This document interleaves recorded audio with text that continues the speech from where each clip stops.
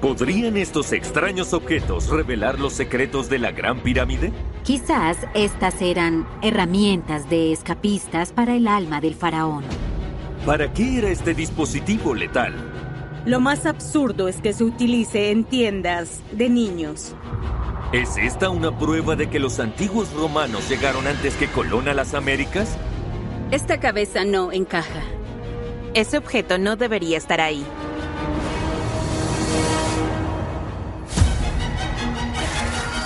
Estos son los objetos más extraordinarios y misteriosos de la Tierra. Escondidos en museos, laboratorios y almacenes. Ahora las nuevas investigaciones y tecnologías pueden mirarlos a fondo, como nunca antes. Podemos reconstruirlos, desmontarlos y ampliarlos para revelar lo increíble, lo antiguo y lo verdaderamente extraño. Estas son las cosas extrañas de la historia.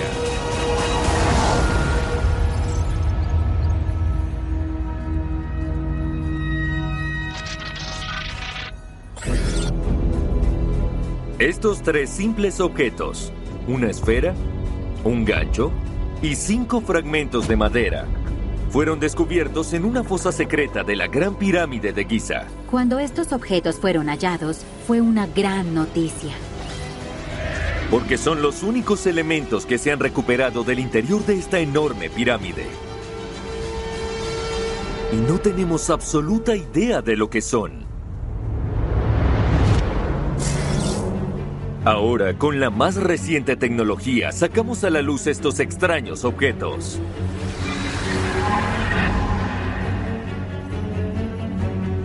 La esfera de piedra es del tamaño de una bola de béisbol. La piedra está hecha de forma brusca. Tiene una notoria y particular marca en medio de toda su circunferencia. El oxidado gancho de cobre se divide en 2 puntas curvas y 4 empalmes que sobresalen cerca de la base. Da la impresión de que debería ir unido a otra cosa. ¿Pero qué?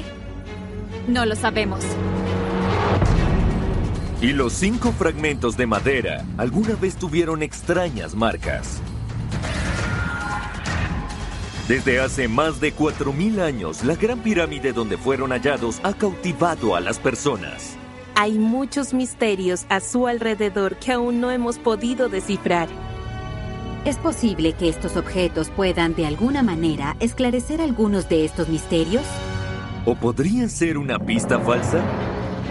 ¿Siquiera son auténticos o son objetos puestos allí posteriormente? ¿Podrían realmente haber pertenecido a los constructores de la Gran Pirámide? ¿Por qué estaban escondidos en su interior? ¿Y cuál era su propósito?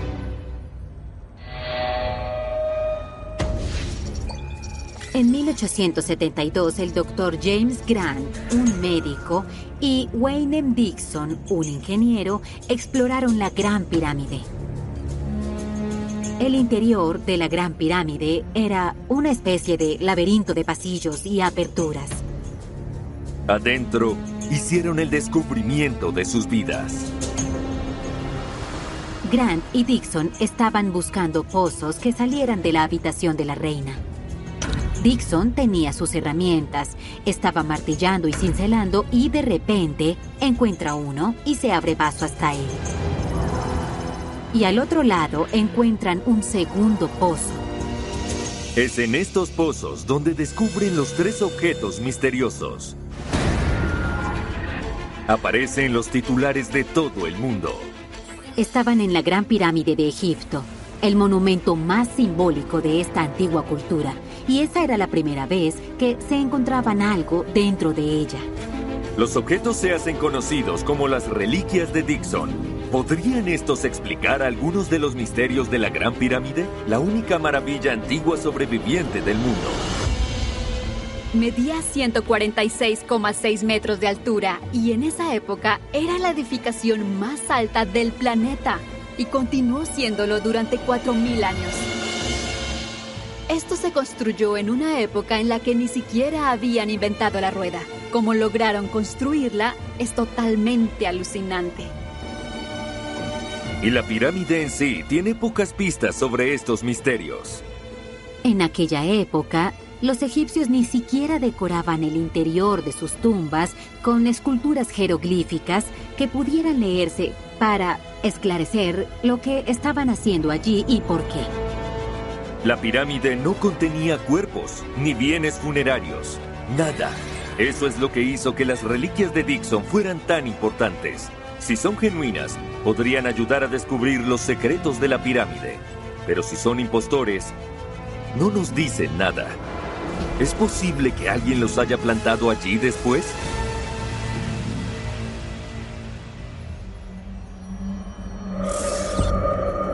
Lamentablemente, hay una larga fila de personas que tuvieron la oportunidad de poner las reliquias de Dixon dentro de la pirámide. Dixon y Grant estuvieron lejos de ser las primeras personas en ingresar a la pirámide y extraer objetos. Los antiguos griegos y romanos lo hicieron mientras el colonialismo europeo realmente se expandía y la egiptomanía se apoderaba del mundo. Incluso Napoleón había visitado la Gran Pirámide y supuestamente pasó la noche solo dentro de ella. La única forma de saber que estos artefactos no fueron puestos por uno de estos visitantes posteriores es datarlos. La esfera y el gancho terminaron en el Museo Británico. La madera, en cambio, se desintegró en algún momento, se partió en 5 pedazos y estos se guardaron en una caja de cigarros que luego desapareció. La piedra y el metal no cuentan con fechas. Y esa es toda la información que se tiene. La verdadera pregunta de si estos objetos fueron dejados por los constructores de la pirámide no podría responderse sin la madera. En algún momento, los fragmentos de madera desaparecieron a finales de los 40. Es un callejón sin salida.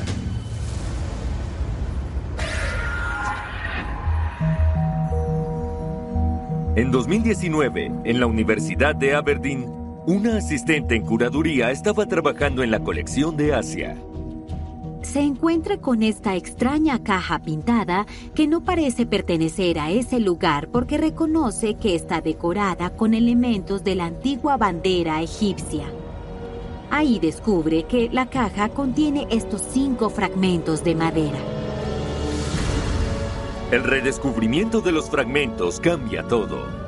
Ahora pueden encontrar la procedencia de las reliquias con carbono y descubrir si son reales o no.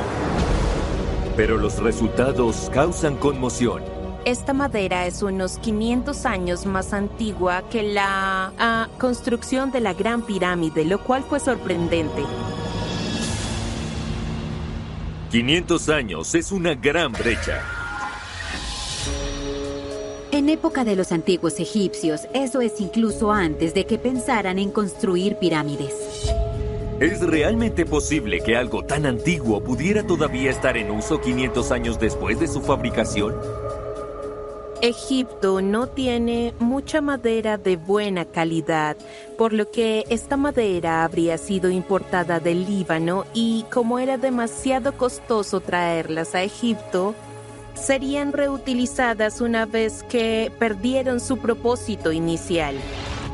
De hecho, las excavaciones arqueológicas ahora están revelando que los antiguos egipcios a menudo reutilizaban madera vieja, particularmente en monumentos y tumbas.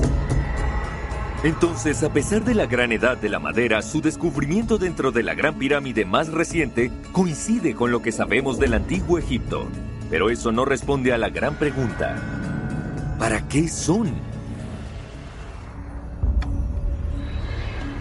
Cuando se descubren por primera vez las reliquias de Dixon, algunos expertos creen que podrían ser instrumentos topográficos sofisticados, un conjunto de herramientas de los constructores egipcios. La construcción de estas pirámides no se trataba solo de mover bloques gigantes, también se trataba de precisión. Y desde la base de la pirámide hasta su cúspide hay 51,5 grados.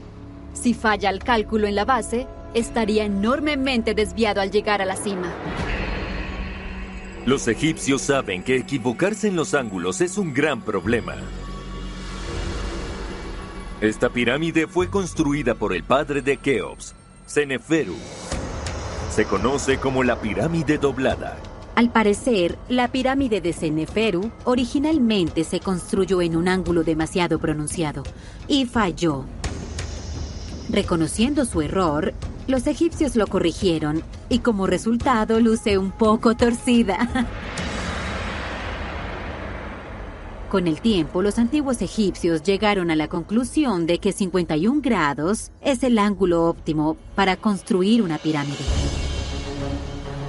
Un conjunto de herramientas para ayudarles a mantenerse alineados quizá era una necesidad para alcanzar esa medida tan precisa. Las reliquias de Dixon podrían explicar el misterio de cómo los constructores lograron esto en la Gran Pirámide. Estas podrían ser las partes de una sola herramienta. La madera podría ser el ensamble unido al gancho y luego la bola podría haber sido unida a este instrumento como una especie de plomada. La forma en que funciona una plomada es esencialmente un peso que cuelga de una cuerda y gracias a la gravedad obtienes verticales perfectas. Eso explicaría la marca alrededor de la esfera. Al agregar solo unos pocos trozos de madera que faltaban, las reliquias de Dixon se vuelven aún más. Una plomada multiángulo. Una que no solo permite medir verticales, sino también horizontales y diagonales. Pero hay un problema con esta teoría. Falta la sección de madera que se necesita para que funcione. Hay otra explicación. Algunos expertos han sugerido que las reliquias de Dixon explican un misterio diferente de la Gran Pirámide. Sus 4 esquinas se alinean con los 4 puntos cardinales, polo norte, sur, este y oeste, con un margen de error de menos de 1/10 de grado. Lograr la orientación correcta es fundamental para las antiguas creencias egipcias sobre el más allá. Las estrellas del norte eran consideradas inmortales por los antiguos egipcios. Al construir las pirámides y orientarlas hacia las estrellas, los faraones egipcios también se convertirían en deidades al morir y se unirían a estas estrellas. Para lograr esta orientación vital de la tumba del rey, los antiguos egipcios podían usar un instrumento especial llamado merjet, el instrumento del conocimiento. El merjet parece una plomada y se empleaba para ubicar una estrella en particular en un punto específico del cielo. Ellos orientaban este instrumento hacia el meridiano, la línea que va de norte a sur. Algo crucial sobre el merjet es que se usaba junto con un dispositivo de fortaleza largo llamado bahía. Y eso se parece mucho a una pieza de las reliquias de Dixon. Si se usa en conjunto, podría ayudarles a determinar exactamente dónde estaba el polo norte y ayudarlos a alinear la estructura con las estrellas polares. Y surge la pregunta de si las reliquias de Dixon eran, de alguna manera, un dispositivo tal como este.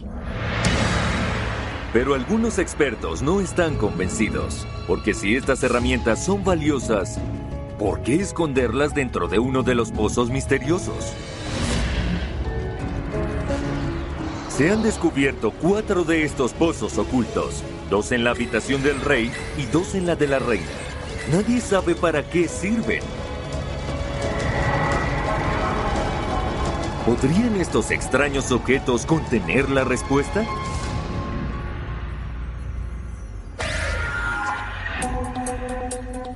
En 1993, más de 100 años después del descubrimiento de Dixon y Grant, el ingeniero alemán Rudolf Gantenbrink se propone descubrir el propósito de los pozos. Gantenbrink envía un robot dentro de estos inaccesibles pozos.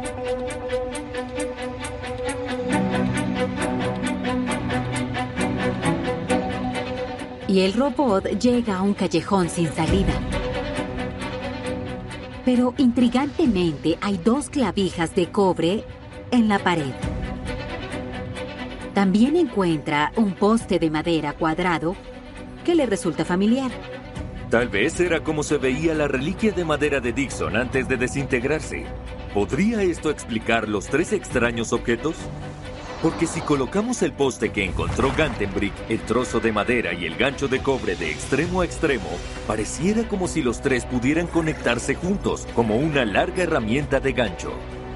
Una de las teorías que surgen de todo esto es que tal vez las reliquias de Dixon son, esencialmente, un conjunto de herramientas de escapismo para el alma del faraón. Tal vez la piedra debía atravesar la pared y el gancho se conectaría a estas clavijas y al poste de madera que le permitiría salir y subir al cielo para tomar su lugar en el reino de los dioses. Pero como todas las teorías sobre las reliquias de Dixon, hay un problema. El gancho y las clavijas no coinciden. Las clavijas de cobre en el pozo están separadas aproximadamente 7.5 centímetros, pero el gancho de 2 puntas apenas mide 5 centímetros de ancho. El gancho no encaja. Es posible que nunca sepamos el verdadero propósito de las reliquias de Dixon, pero los expertos confían en una cosa: son auténticas. Fueron escondidas dentro de la Gran Pirámide por sus constructores hace 4.500 años. Bien sean herramientas de construcción o un sistema de escape para el faraón, siguen siendo algunas de las reliquias más preciadas del mundo perdido.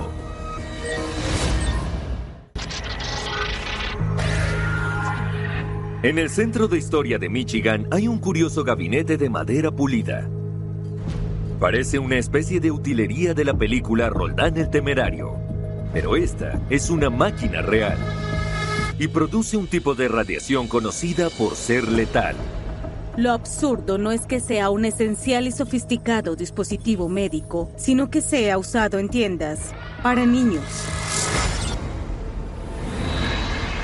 Usando imágenes digitales de última generación, podemos examinar este extraño dispositivo en minucioso detalle.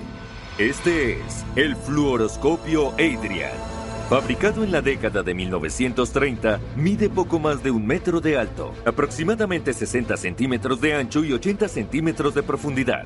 Este es un instrumento hermoso, se ve muy profesional, madera pulida en el exterior, tiene buena apariencia. Su parte superior está cubierta de interruptores y controles. Tiene 3 puertos de metal que se parecen un poco a los binoculares, y puedes pararte y mirar dentro de la máquina. Cerca de la base hay un pequeño escalón con una amplia abertura hacia el interior de la máquina, que es donde el daño podría ocurrir. Este artilugio es potencialmente muy peligroso, pero se usó por décadas en todo el hemisferio occidental. ¿A quién se le ocurrió esta peligrosa idea? ¿Qué ocurrió con las personas que lo usaron? ¿Para qué sirve en realidad? En un acercamiento a la base del fluoroscopio Adrian, se puede ver una pista muy obvia de su propósito. Se ve en la parte inferior que hay un agujero del tamaño justo para un pie humano.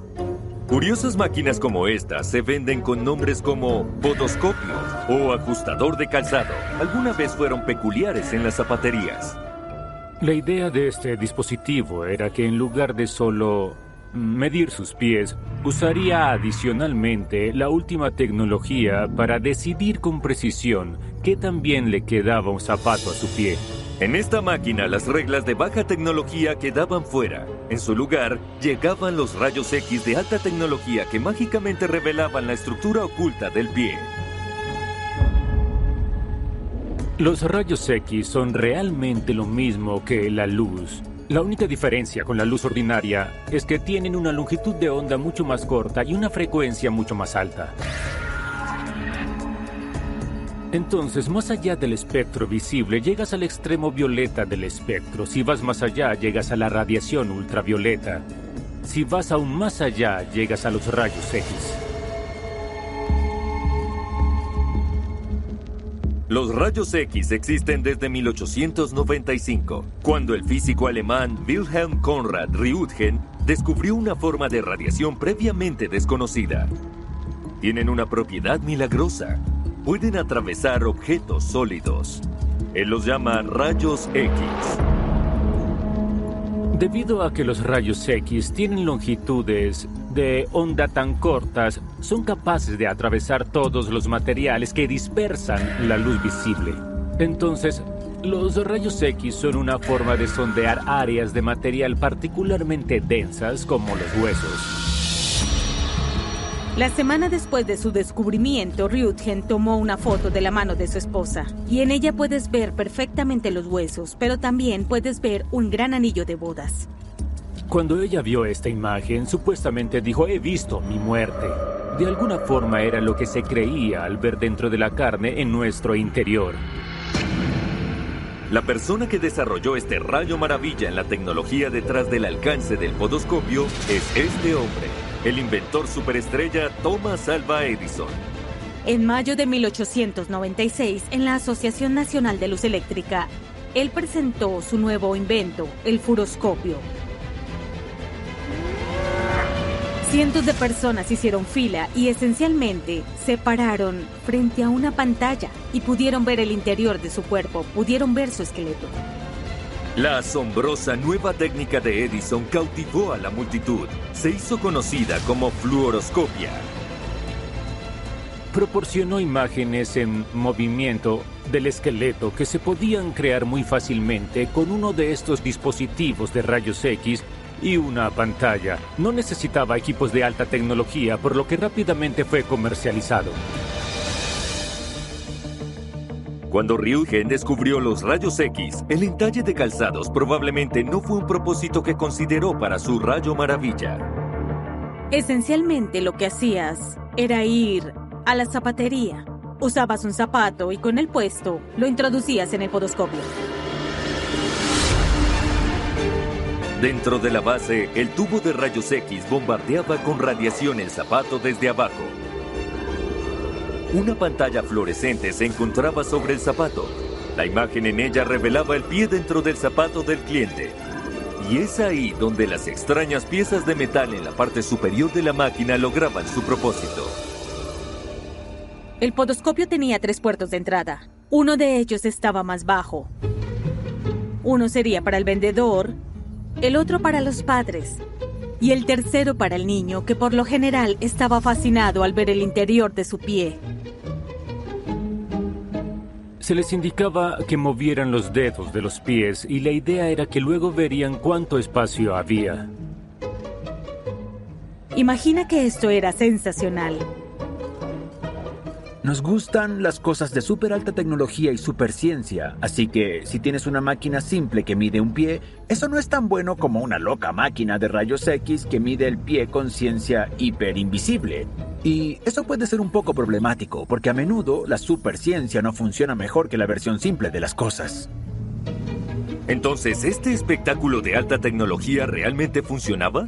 El verdadero problema era que no eran los huesos lo que importaba tanto en el entalle del calzado como el tejido blando que los rodeaba, y esto era invisible a los rayos X. Entonces, eso es un no. Hoy en día, la idea del entalle de calzados con rayos X parece un poco exagerada. Entonces, ¿por qué crear este dispositivo en primer lugar?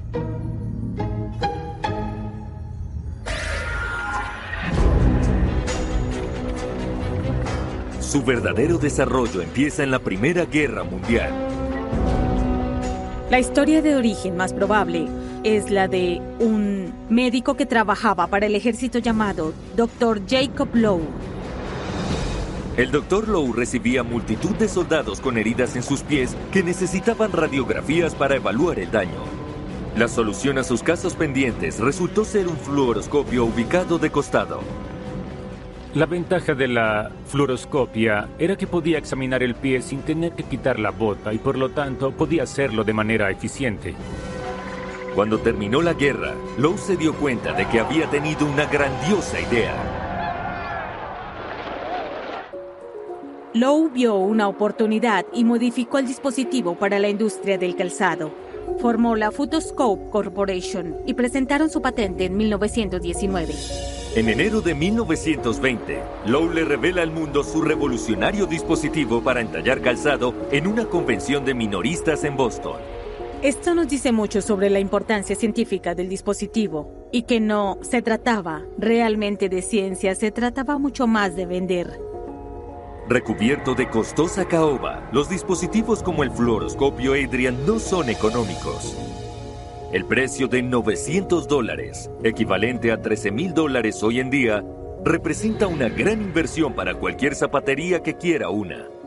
Pero en todo el mundo, la gente se vuelve loca por máquinas maravillosas como esta. A la gente le encantaban, así que la gente iba a la zapatería solo para ver sus pies en el dispositivo en lugar de usarlo para comprar zapatos. En última instancia, este es un tipo de resultado tecnológico que no tiene ningún propósito útil, pero es un dispositivo bueno en tema de ventas. La popularidad de este dispositivo y de sus rivales creció. En su apogeo en la década de los 50, hubo miles de máquinas en uso alrededor del mundo. Pero existía un problema importante. Nadie realmente pensó en preguntar, ¿es seguro?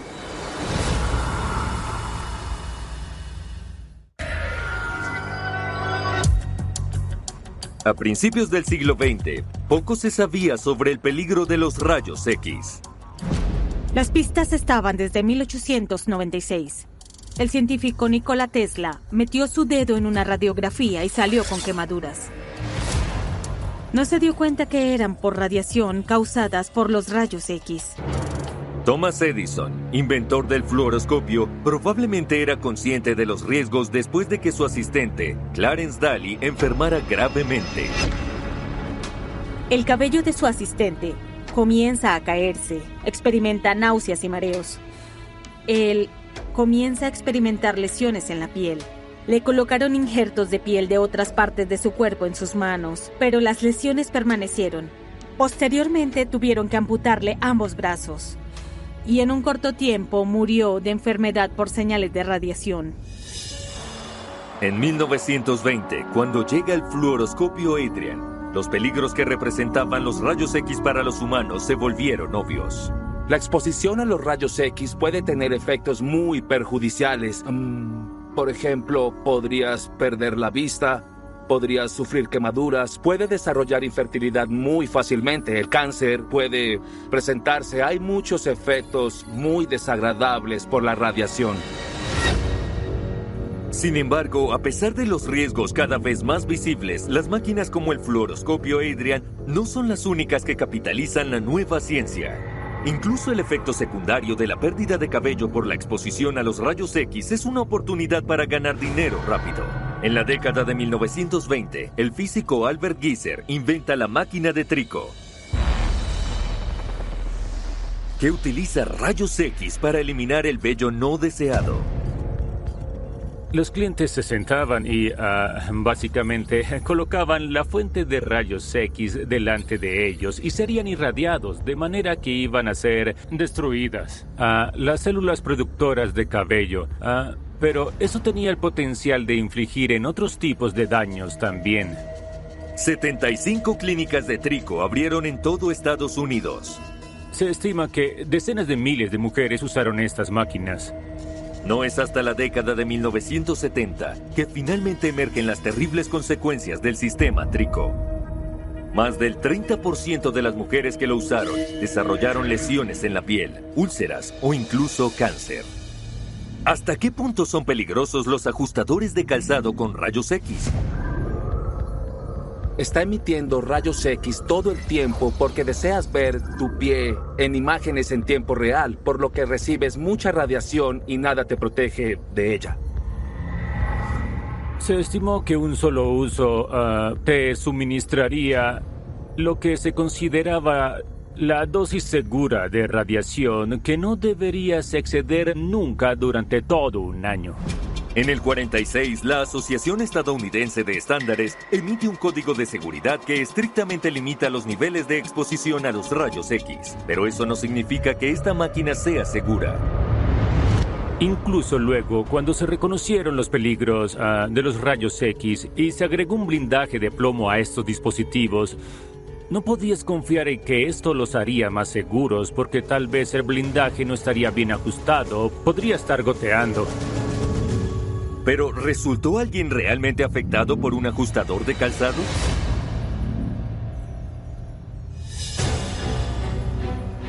Sorpresivamente, hay pocos casos registrados de daños por radiación inducidos por ajustadores de calzado entre los clientes. aunque el personal no siempre fue tan afortunado.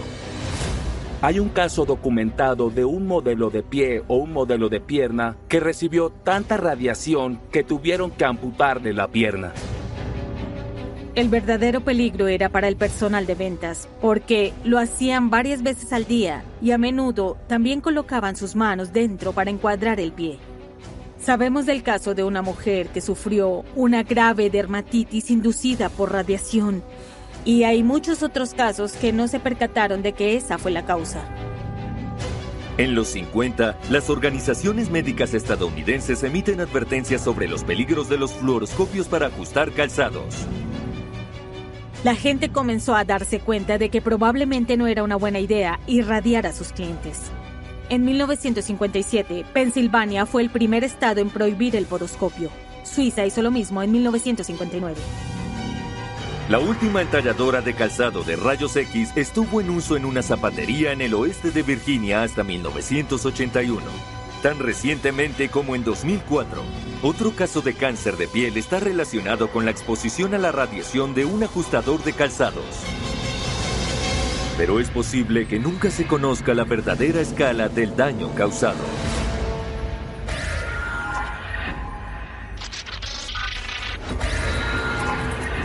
En la bóveda del Museo Nacional de Antropología, en la Ciudad de México, se encuentra una extraña cabeza tallada en terracota. Es realmente inusual. Durante 90 años, este rostro ha confundido a historiadores y arqueólogos. Esto es lo que la gente llama un objeto fuera de lugar. Es un objeto que no debería estar allí.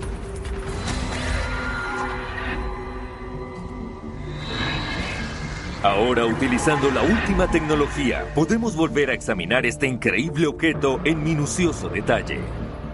Esta es la cabeza de Cají-Calixtlahuaca. Tiene el tamaño de una pelota de golf, solo unos pocos centímetros de diámetro, y creemos que alguna vez hizo parte de una pequeña estatua.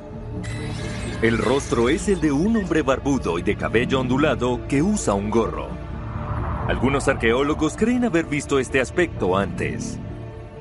El estilo del rostro y la barba es muy similar al que vemos en las estatuas romanas del siglo II después de Cristo. Lo cual no tiene nada de especial, hasta que te das cuenta dónde apareció. Fue encontrado con un grupo de ofrendas funerarias dentro de una tumba azteca, en algún momento entre 1476 y 1510 después de Cristo. Eso debería ser imposible, porque es antes de que los europeos llegaran a esa parte de las Américas.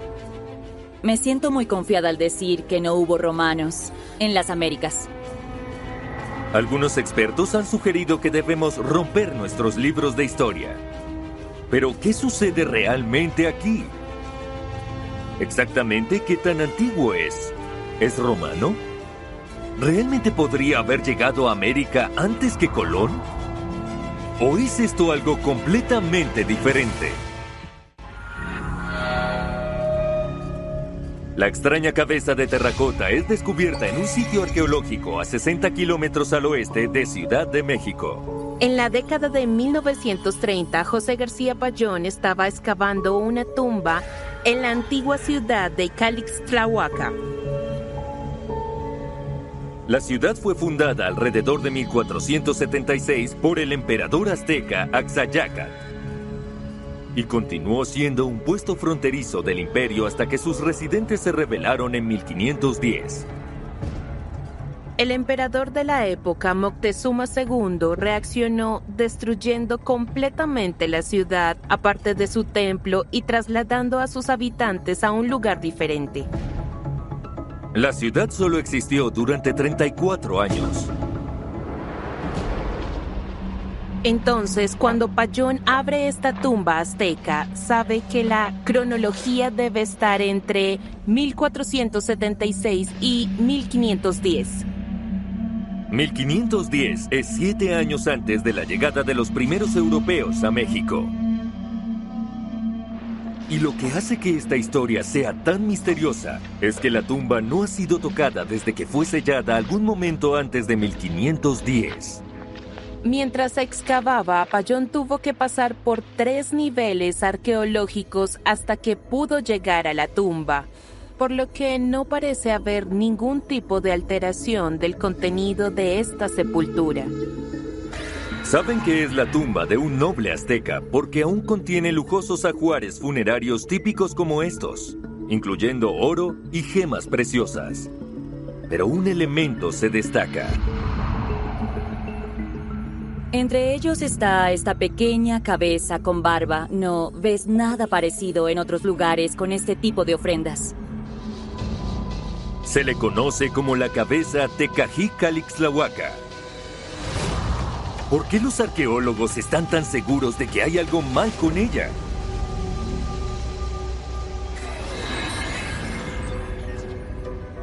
Su cabello grueso y ondulado no se parece en nada a la descripción de los aztecas de ese periodo. El peinado era tosco y recto, con un corte en la frente. Y una abundante barba sería aún más extraña para la mayoría de los aztecas. El vello facial se consideraba desagradable. Hay historias de madres que se ponían paños calientes en la piel para evitar que el cabello creciera y depilaban con pinzas cualquier vello que creciera allí. Nada acerca de ella concuerda. Esta cabeza no concuerda con lo que sabemos del arte azteca. Es un caso completamente atípico. La naturaleza extranjera de la cabeza conduce a una sugerencia extraordinaria, porque el arqueólogo Eric Boehringer cree reconocer el estilo. Y está muy lejos de ser azteca, a 10.000 kilómetros de distancia. Boehringer la identificó como posiblemente romana y dijo que se parecía un poco al estilo del arte romano del siglo II después de Cristo. Un segundo académico clásico, Bernard Andrei, sugiere una fecha romana aún más precisa. Él cree que pertenece al periodo severiano, que data del 193 al 235 después de Cristo. Y cuando se observa a los emperadores severianos, se puede ver una semejanza. Pero ¿cómo puede una cabeza romana terminar en una tumba azteca que fue sellada años antes de la llegada de los europeos?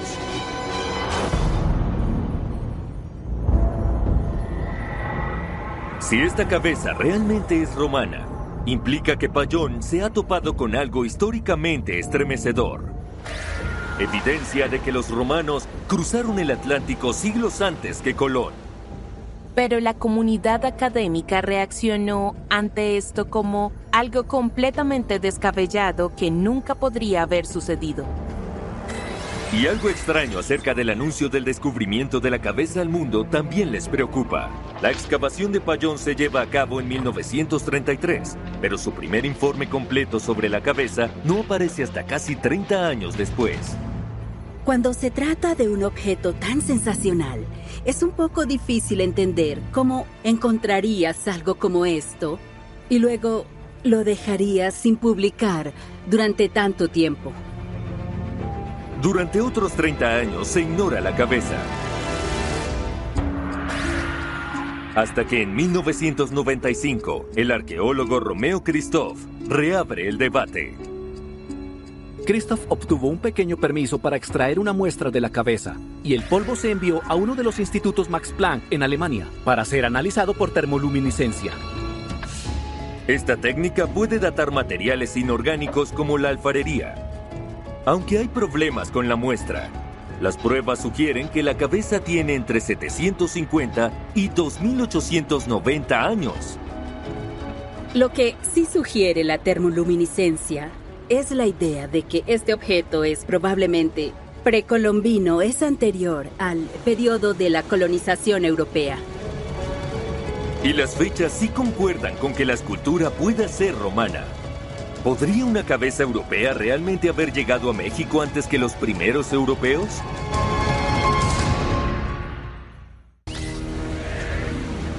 El problema de que los romanos llegaran primero a América es este.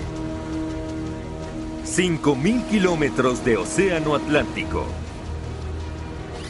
Los romanos no son conocidos como navegantes oceánicos, prefieren el refugio relativo del Mediterráneo. Christoph explica esto proponiendo lo que él llama la teoría del viaje a la deriva. La teoría de la deriva es esta idea de que los romanos tenían un barco perdido o abandonado que de alguna manera se desplazó hacia América del Sur. Esta idea está respaldada por un reciente descubrimiento arqueológico de un puesto comercial romano en el Océano Atlántico en las Islas Canarias. Una vez que encontraron evidencia de comercio romano en las Islas Canarias, entonces dijeron, oh, bueno, las corrientes predominantes podrían haber movilizado un barco y, pues, ¿quién podría negarlo? Y ha habido otras afirmaciones de hallazgos romanos en las Américas. Ánforas, monedas, incluso una espada romana. Pero hay un detalle. El problema con estos objetos es que la gente está intentando crear una conexión.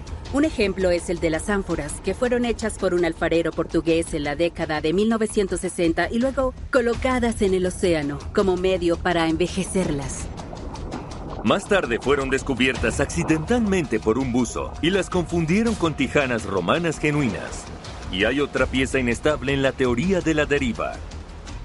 Aparte de esta cabeza, no hay, literalmente, ningún otro objeto que corrobore la llegada de un barco romano a América del Sur. La mayoría de los historiadores y arqueólogos creen que la teoría de la deriva requiere demasiados actos de fe. ¿Quizás hay una explicación más simple para la cabeza? Tal vez no sea europeo en primer lugar. Las evidencias insinúan que no se desconocía que las tumbas aztecas contuvieran objetos no aztecas. Los indígenas en este periodo estaban claramente interesados en objetos exóticos. Se ven muchas conchas traídas desde la costa por largas distancias, por significado simbólico y ocasionalmente pequeños objetos como cabezas olmecas de culturas antiguas. La civilización olmeca gobernó en México durante 1000 años, desde alrededor de 1400 al 400 a.C. Los olmecas eran una civilización muy sofisticada, con una arquitectura avanzada.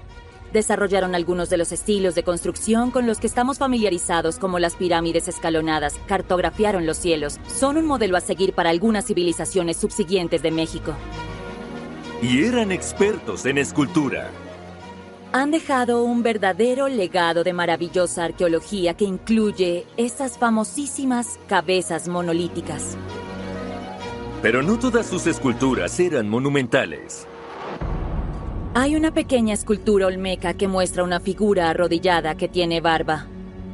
Las excavaciones de tumbas aztecas han encontrado evidencia de que los aztecas recolectaban artefactos antiguos como ajuares funerarios. Incluso existe el caso de una pequeña cabeza olmeca que fue hallada entre las ofrendas del Templo Mayor de Tenochtitlán, por lo que claramente había sido atesorada o intercambiada durante un largo tiempo.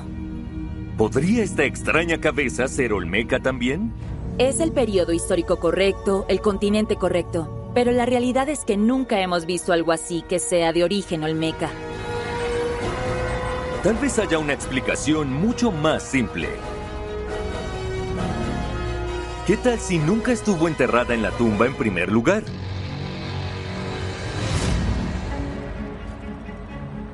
El profesor John Paddock, quien fue un famoso profesor de estudios mesoamericanos, a menudo contaba historias a sus alumnos sobre cómo uno de los excavadores en la excavación de Payón dejó caer la cabeza allí en broma. Los defensores de la autenticidad de la cabeza dicen que el hijo de Payón está seguro de que su padre siempre estuvo presente en la excavación, así que no hubo oportunidad de plantar la cabeza. He estado en excavaciones. Sé que es muy difícil estar allí vigilando la excavación todo el tiempo. Pero si es solo una broma, ¿por qué nadie lo reconoce? Posiblemente porque hay una brecha de casi 30 años antes de que Payón informara del hallazgo. Si se hizo como un engaño, nadie realmente va a querer dar un paso al frente 30 años después y decir, oh sí, vaya, ese fui yo. El periodo de risa ya ha terminado para eso. lo que lo hace más difícil. Ningún testigo de la excavación sigue vivo. Así que, aunque la historia del engaño tiene mucho sentido, no podemos probarlo. Las respuestas definitivas sobre este extraño objeto siguen siendo esquivas, y quizás eso no sea sorprendente. A los humanos nos encantan los misterios. Queremos ver algo que cambie nuestra comprensión. Pero a veces solo tenemos que aceptar que algo fuera de lugar es solo un objeto aislado y que no vamos a saber cómo llegó allí, o exactamente por qué estaba allí o quién lo hizo. Simplemente tenemos que aceptar esa incertidumbre.